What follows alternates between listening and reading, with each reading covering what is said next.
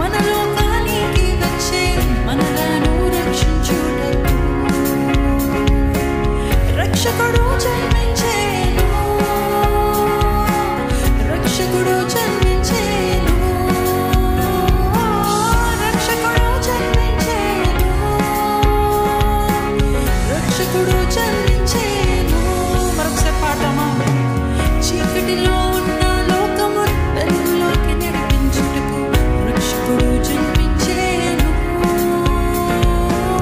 పరలోకాన్ని విడిచి మన లోకానికి వచ్చే మనలను రక్షించుటకు. పాడదాం. చీకటిలో ఉన్న లోకము వెలుగులోకి నడిపించుటకు రక్షకుడు జన్మించెను. పరలోకాన్ని విడిచి మన లోకానికి వచ్చే మనలను రక్షించుటకు రక్షకుడు జన్మించెను, రక్షకుడు జన్మించెను, రక్షకుడు జన్మించెను, రక్షకుడు జన్మించెను. పాపములో ఉన్న లోకమును పరిశుద్ధం చేయుటకు రక్షకుడు జన్మించెను. లోకములో ఉన్న మనుషులను మిత్రులుగా చేయుటకు, స్నేహితులుగా చేయుటకు యేసయ్య జన్మించెను. హృదయపూర్వకంగా కృతజ్ఞతతో పాడదామా?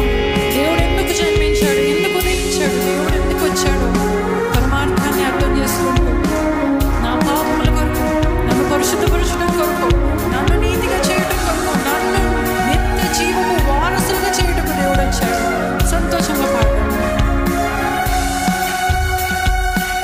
పాపములో ఉన్న లోకము పరిశుద్ధం చేయుటకు రక్షకుడు జన్మించెను.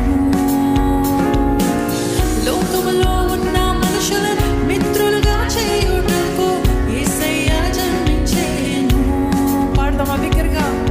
పాపములో ఉన్న లోకమును పరిశుద్ధం చేయుటకు రక్షకుడు జన్మించెను. లోకములో ఉన్న మనుషులను మిత్రులుగా చేయుటకు యేసయ్య జన్మించెను. మరొకసారి. పాపములో ఉన్న లోకమును పరిశుద్ధం చేయుటకు రక్షకుడు జన్మించెను.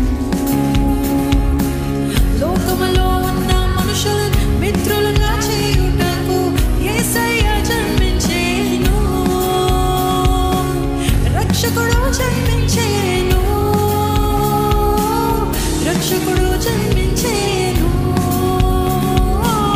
రక్షకుడు జన్మించెను, రక్షకుడు జన్మించెను. ఒక్క నిమిషం అండి, ఒక్క నిమిషము. రక్షకుడు జన్మించాడంటే, రక్షించేవాడు మనకి ఉన్నాడు అని అంటే ఎందుకంటే మీరు ఇంకా నిరుత్సాహంగా ఇంకా సైలెంట్గా?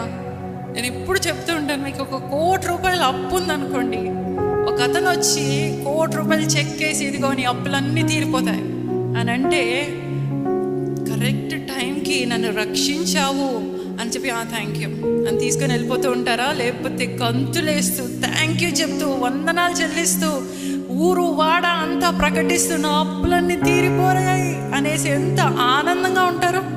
అవునా కదా అండి? ఆ ఆనందం లేదేంటి? మన పాపములకి రావాల్సిన శిక్ష అంతా దేవుడు అప్పు తీర్చేశాడు. ఆయన శిక్ష పొందాడు. ఆయన బలిగా మాకు రావాల్సిన శిక్ష, మనకి రావాల్సిన కొరడా దెబ్బలు, ఆ శిక్ష, ఆ శీలలు ఆయన పొందుకొని మనకి నిత్య జీవాన్ని ఇచ్చినప్పుడు మనం ఇంకెంత సంతోషంగా ఉండాలి. ప్రతి ఒక్కరు లేచి నిలబడదామా? లేచి నిలబడి చప్పట్లు కొడుతూ చాలా సులభమైన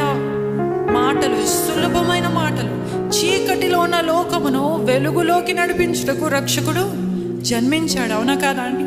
ఎటు చూసిన చీకటి, అక్రమము, చీకటి, అన్యాయము పెచ్చు పెరిగిపోతున్న లోకములో దేవుడు ఒక వెలుగుగా ఉదయించాడు.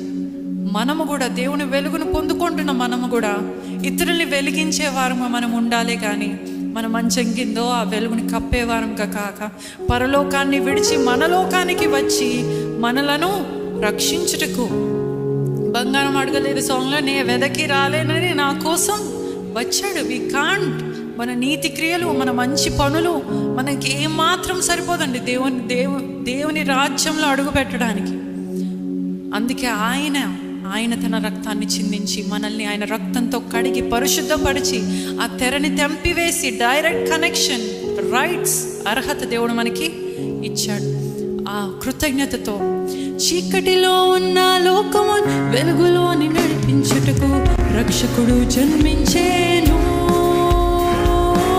పరలోకాన్ని విడిచి మన లోకానికి వచ్చే మనలను రక్షించుటకు. బిగ్గరగా, చీకటిలో ఉన్న లోకము వెలుగులోకి నడిపించుటకు రక్షకుడు జన్మించేను. పరలోకాన్ని విడిచి మన లోకానికి వచ్చే మనలను రక్షించుటకు. మరొకసారి, చీకటిలో ఉన్న లోకము వెలుగులోకి నడిపించుటకు రక్షకుడు జన్మించేను. పరలోకాన్ని విడిచి మన లోకానికి వచ్చే మనలను రక్షించుటకు. చీకటిలో ఉన్న లోకము వెలుగులోకి నడిపించుటకు రక్షకుడు జన్మించేను. పరలోకాన్ని విడిచి మన లోకానికి వచ్చే మనలను రక్షించుటకు రక్షకుడు జన్మించేను. రక్షకుడు జన్మించేను. రక్షకుడు జన్మించేను. రక్షకుడు జన్మించేను. పాపములో ఉన్న లోకమును పరిశుద్ధము చేయుటకు రక్షకుడు జన్మించాను. లోకములో ఉన్న మనుష్యులను మిత్రులుగా చేయుటకు యేసయ్య జన్మించెను. మన రక్షకుడు ఉదయించెను.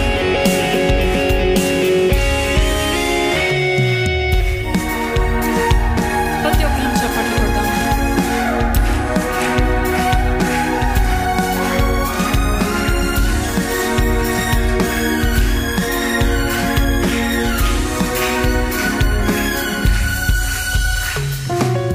పాపములో ఉన్న లోకము పరిశుద్ధం చేయుటకు రక్షకుడు జన్మించేను.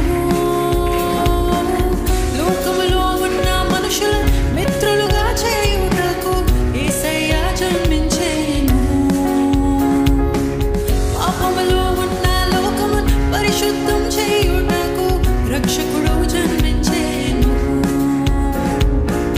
లోకములో ఉన్న మనుషుల మిత్రులుగా చేయుటకు యేసయ్య జన్మించేను.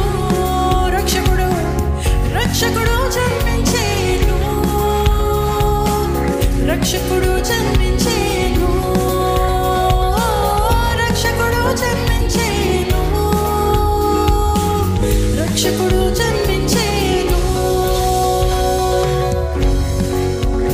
యేసు జీవించెను, నిత్యము జీవించెను. ఆయన జన్మించాడు, మరణించాడు. అంతటితో అవ్వలేదు కానీ మరణాన్ని తిరిగి జయించి లేచాడు. ఆయన మనతో జీవిస్తున్నాడు, నిత్యము జీవించబోతున్నాడు. మనము ఆయన రాజ్యపు వారసులుగా చేసుకోబోతున్నాడు. నిత్యము ఆయనతో పాటు మనం జీవించబోతున్నాం.